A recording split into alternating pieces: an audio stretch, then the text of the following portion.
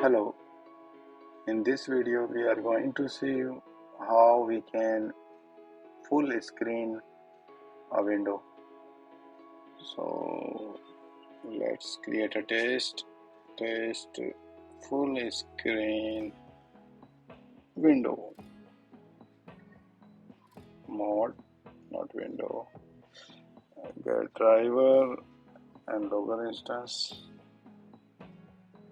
Add a doc string example of full screen mode.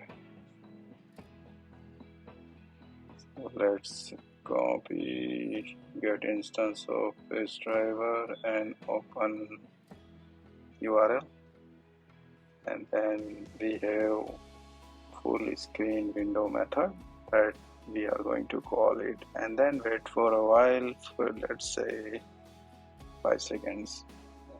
Let's run the test. -key test method name and run it. So test has started and browser instance spun up, opening URL, and it's in full screen mode now. Thank you.